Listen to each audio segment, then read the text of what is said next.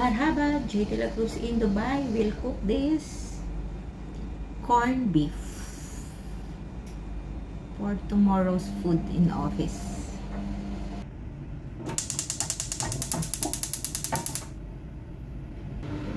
Put some oil. Just a bit.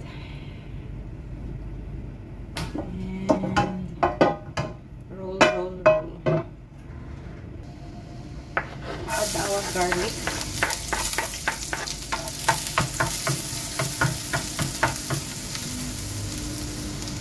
When it's golden brown, add the onion.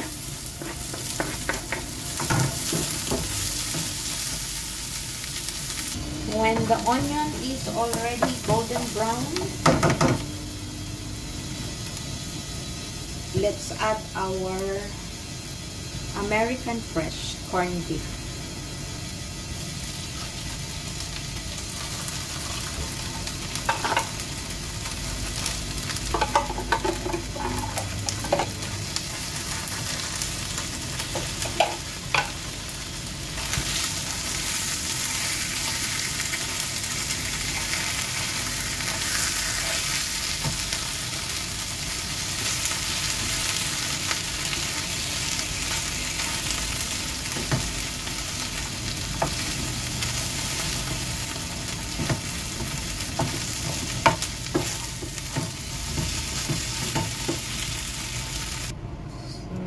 Dagdagan natin ng little spicy para masarap, and ating powder para may ibang lasa.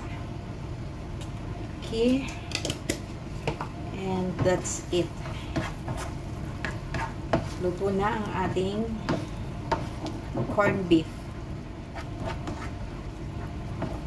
Papalaman ko rin siya sa aking sandwich for breakfast tomorrow. And then, ulam. Ito yung gusto kong corned beef. Durog na siya. Parang corned beef sandwich and corned beef ulam. So, tikman na natin.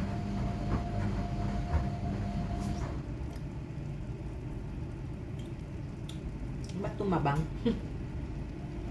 Tumabang siya.